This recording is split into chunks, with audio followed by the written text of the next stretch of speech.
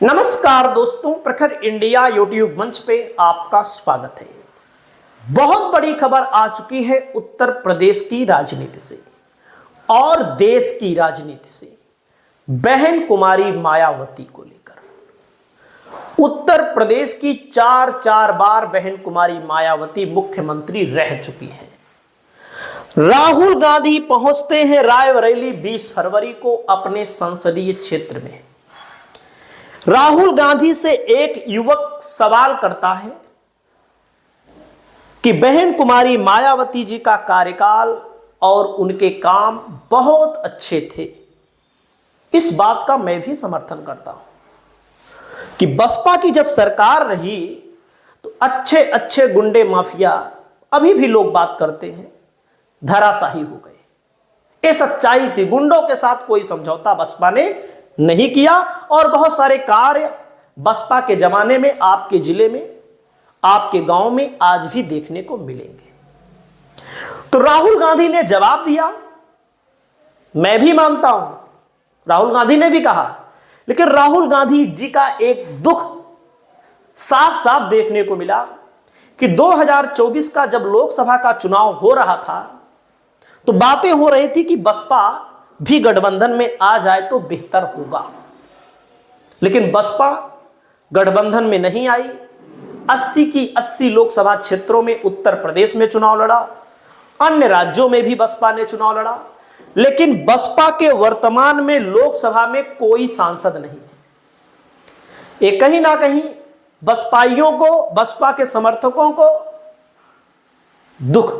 दुख है और विपक्ष को भी दुख है। अगर बसपा इंडिया गठबंधन में आ जाती तो मैं दावे के साथ कहता हूं बीजेपी की सरकार ना बनती। आने से ही काम नहीं बनता, मेहनत भी करनी होती, लेकिन ऐसा ना हो सका। तो अब जो बातें हो रही हैं मेन स्ट्रीम मीडिया में आप देखेंगे, सोशल मीडिया पर आप देखेंगे, बातें यह हो रही हैं कि 2027 में बसपा, सपा, कांग्रेस साथ मिलकर उत्तर प्रदेश में चुनाव लड़ेंगे। कुछ लोग बात यह भी कर रहे हैं कि बसपा और कांग्रेस चुनाव लड़ेगी, समाजवादी पार्टी को किनारे कर दिया जाएगा उत्तर प्रदेश से। तमाम लोगों का यह मानना है कि अगर बसपा और कांग्रेस चुनाव लड़े साथ में तब बीजेपी को हरा सकती है, सपा अलग लड़े। तो मैं एकदम साफ साफ कह दूं, किसी को बुरा लगे किसी को भला लगे, उच्च स्तर पर बात करना बात अलग है। अगर आप धरातल पर बात करेंगे तो तीनों पार्टियों का अगर गठबंधन हो और तीनों पार्टियां अच्छी अच्छी सीटों पर चुनाव लड़े, बेहतरीन सीटों पर चुनाव लड़े, तो आसानी से बीजेपी को हराया जा सकता है। लेकिन अगर ऐसा होता है, गठबंधन में तो आ गए लेकिन प्रचार ही नहीं किए, तो क्या होगा? तब तो सबको नुकसान होगा। और 2027 के चुनाव से पहले विपक्षी पार्टी, जैसे कांग्रेस में, कई राज्यों में कांग्रेस की सरकार है, सरकार नहीं है तो विधायकों की संख्या ज्यादा है, विधायकों की संख्या ज्यादा है तो कांग्रेस या समाजवादी पार्टी बहन कुमारी मायावती को राज्यसभा भेजे। क्यों राज्यसभा भेजे? राज्यसभा से तो बहन कुमारी मायावती ने इस्तीफा भी दे दिया था। राजनीति में त्याग करे, बड़ा दिल दिखाए कांग्रेस, क्योंकि कांग्रेस की जिम्मेदारी है, कांग्रेस बड़ी पार्टी। तब उन बसपा के वोटरों को लगेगा कि बसपा के लिए कुछ, बहन कुमारी मायावती को कुछ सम्मान मिला। हालांकि हमारे इस बात से तमाम लोग हमको गालियां भी देंगे, तमाम लोग कहेंगे उल्टी सीधी बातें, हमें इस बात से कोई फर्क नहीं पड़ता, लेकिन बहन कुमारी मायावती जी को राज्यसभा जाना चाहिए हमारे मुताबिक। आपकी क्या राय है? आप लोग अपनी राय को कमेंट करिए। वैसे बहुजन समाज पार्टी का यह भी आरोप है कि कांग्रेस जो है जिन राज्यों में मजबूत है वहां तो गठबंधन करना नहीं चाहती। यह भी बात सही है। यूपी में कमजोर है तो यूपी में गठबंधन करना चाहती है। हरियाणा में अगर सब बसपा से गठबंधन कर लेती तो क्या हाल होता कांग्रेस का, कितना आगे निकल जाती। मध्य प्रदेश में गठबंधन कर ले जहां बसपा का जनाधार है, भले विधायक ना हो, तब कितना आगे जाएगी। राजस्थान में कांग्रेस और बसपा गठबंधन कर ले तब कितना आगे जाएगी। पूरे देश के कई राज्यों में बसपा का जनाधार है। और मैं बताना चाहता हूं कि समाजवादी पार्टी की बुराई बसपा वाले चाहे जो करे, या बसपा वाले सपा के करे, सपा की बसपा वाले करे, लेकिन अखिलेश यादव ऐसी कुछ बात करते नहीं है। इस मामले को लेकर राहुल गांधी ने क्या बोला, पूरी वीडियो में इस वीडियो के अंत में लगा दे रहा हूं। आप लोग वीडियो देखकर तय करिए कि राहुल गांधी क्या कह रहे हैं, इनकी बात में कितना दम है। कमेंट करके अपनी राय बताइए, लेकिन पूरा वीडियो आप लोग जरूर देखिए। किशोरी लाल शर्मा जी, हरचंद बहादुर जी, सत्येंद्र जी, सुशील पासी जी, अजय पाल जी, अशोक सिंह जी, सुरेंद्र विक्रम सिंह जी, अतुल सिंह जी, राजेश यादव जी, डॉक्टर मनीष जी, स्टेज पे वरिष्ठ नेता, हमारे प्यारे कार्यकर्ता भाइयों और बहनों, प्रेस के हमारे मित्रों, आप सबका यहां बहुत बहुत स्वागत, नमस्कार।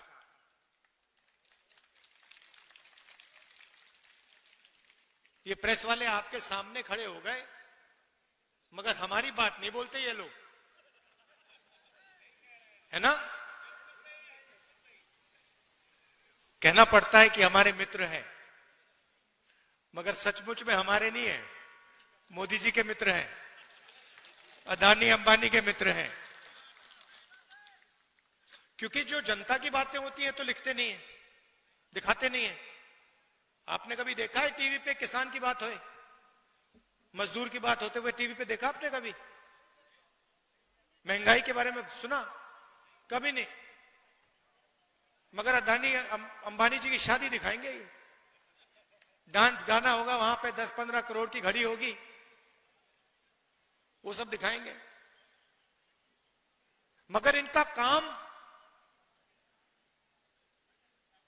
सरकार पर दबाव डालने का होता है। इनका असली जो काम होता है, अगर सरकार कुछ गलत काम कर रही है तो ये रखवाले होते हैं। मगर आजकल ये काम नहीं कर रहे अपना। तो सबसे पहले मैं आपका स्वागत करना चाहता हूं। आप यहां आए, हमारी बात सुनने आए, दिल से आपका धन्यवाद करना चाहता हूं। 1857 की जो क्रांति थी, उसमें राणा बेनी माधव जी का जो रोल था और बीरा पासी जी का जो रोल था, उसको आज हम याद करते हैं। उनकी मूर्ति का उद्घाटन किया। और अभी मैं कह रहा था, जिन्होंने मूर्ति बनाई कहां है? लखनऊ से आए हैं। मैंने कहा कि बहुत सुंदर मूर्ति आपने बनाई है, तो आपका भी हम रायबरेली आपका धन्यवाद करता है।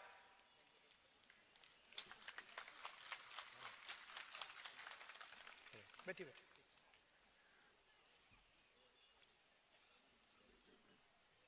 तो ये जो क्रांतिकारी काम किए थे, इसका नतीजा हमारा कॉन्स्टिट्यूशन, संविधान। ये सब लोग जो अंग्रेजों से लड़े, जिन्होंने अपनी जान दी, जेल में गए, संविधान के लिए लड़े, संविधान के लिए लड़े। और अगर हिंदुस्तान में गरीबों की आवाज है, मजदूरों की, किसानों की आवाज है, छोटे व्यापारियों की आवाज है, तो संविधान के कारण वो आवाज है। ये हिंदुस्तान की जनता की आवाज है। गांधी जी, अंबेडकर जी, नेहरू जी ने यह संविधान दिया, जेल गए, अंग्रेजों के खिलाफ लड़े।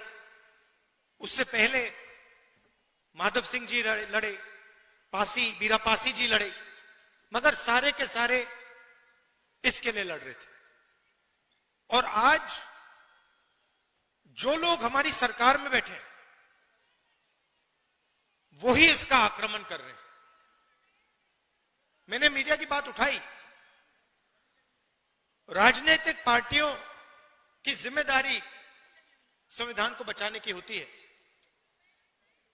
मगर मीडिया की भी जिम्मेदारी संविधान को बचाने की है, संविधान की रक्षा करने की है। मगर ये जो है, ये आजकल संविधान की रक्षा नहीं कर रहे हैं, ये हमारी मदद नहीं कर रहे हैं। इसलिए मैंने शुरुआत में इनके बारे में बोला। आपको ये बातें मालूम होनी चाहिए। आप तो जानते हो, जानते हो ना ये बात कि मीडिया आजकल हिंदुस्तान में क्या कर रहा है। किसका? अदानी का काम। देश बिक रहा है।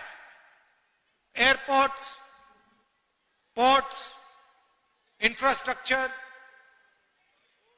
कोल, रेलवे, सारा का सारा बिक रहा है। कांग्रेस पार्टी लड़ रही है, मैं लोकसभा में लड़ रहा हूं, सड़कों पे लड़ रहा हूं, कांग्रेस पार्टी लड़ रही है, मगर मीडिया वाले हमारी मदद नहीं कर रहे हैं। कोई प्रॉब्लम नहीं है, हम लड़के जीत के दिखाएंगे आपको। देखिए, दो तीन चीजें आपसे मैं कहना चाहता हूं। दो तीन चीजें मैं आपसे कहना चाहता हूं। कन्याकुमारी से कश्मीर तक कांग्रेस पार्टी के लाखों लोग चले। यात्रा में हमने एक नारा दिया, नफरत के बाजार में मोहब्बत की दुकान खोलनी है।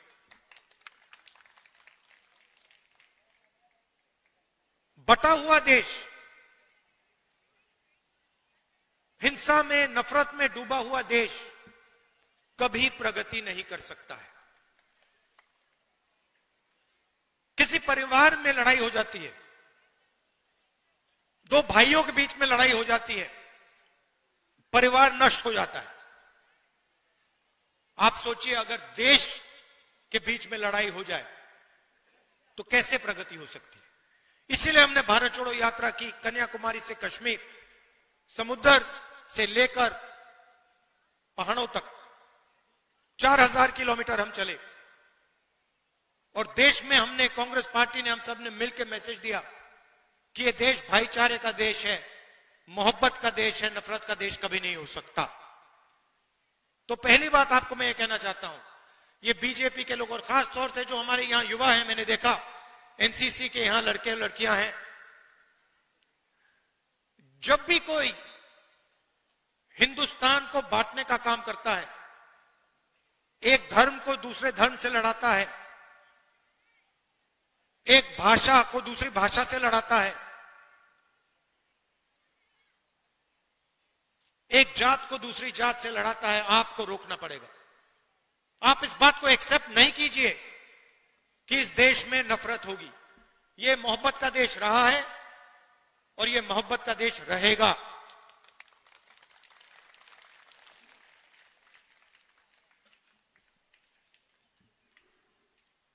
दूसरी बात, देश के सामने दो सबसे बड़े मुद्दे हैं। सबसे बड़ा मुद्दा बेरोजगारी। आज मैं युवाओं से बात कर रहा था, मैंने उनसे बोला, ऐसे टेंट में बात हो रही थी, मैंने उनसे पूछा, देखो, मैंने उनसे पूछा, देखिए आप लोग सब पढ़ाई कर रहे हो, आप डिग्री ले रहे हो, ठीक है, आपको डिग्री मिल गई, हाथ उठा के मुझे दिखाओ, आप में से कितने लोग सोचते हो कि आपको डिग्री के बाद रोजगार मिलेगा। 100 बच्चे थे। आपको मालूम है कितने युवाओं ने हाथ उठाया? एक ने। 100 में से एक लड़के ने हाथ उठाया, बाकी ने हाथ नहीं उठाया। 100 में से सिर्फ एक युवा सोचता है कि उसको रोजगार मिलेगा। और जब मैंने उससे पूछा तो उसने कहा मैं कहीं ना कहीं रोजगार ढूंढ के निकालूंगा। मगर 99% युवाओं ने बात एक्सेप्ट की कि आज के उत्तर प्रदेश में, आज के हिंदुस्तान में उनको रोजगार नहीं मिलेगा। दूसरा मुद्दा महंगाई। दो हिंदुस्तान बन रहे हैं, एक अरबपतियों का, 20-25 लोग हैं, अदानी अंबानी, लाखों करोड़ रुपए जो भी उनको चाहिए उनको मिल जाता है। कोरोना के समय 1 लाख करोड़ रुपए का बैंक लोन माफ हुआ उनका, 16 लाख करोड़ रुपए उनके बैंक लोन माफ हुए हैं।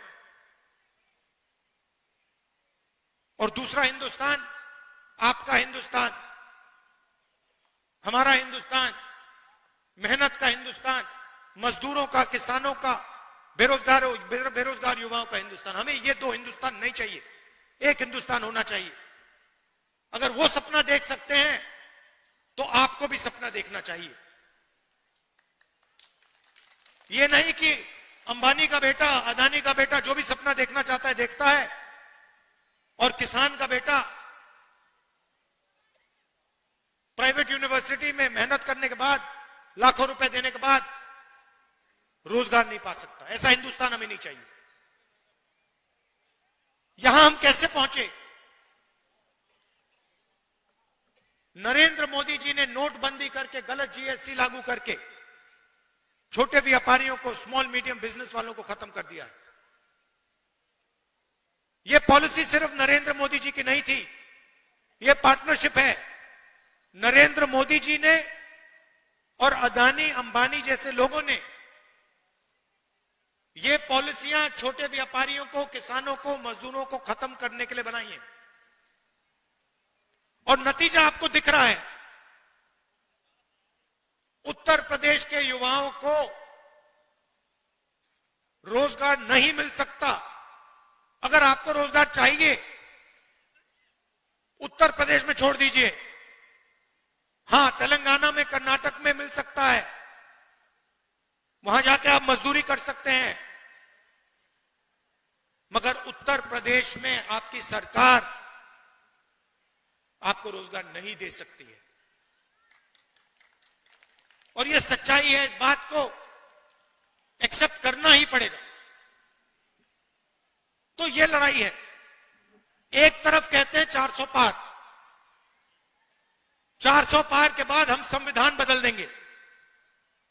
हमने कहा हम देखेंगे कैसे संविधान बदलोगे तुम लोग। चुनाव के बाद मोदी जी ने संविधान यहां लगा दिया था।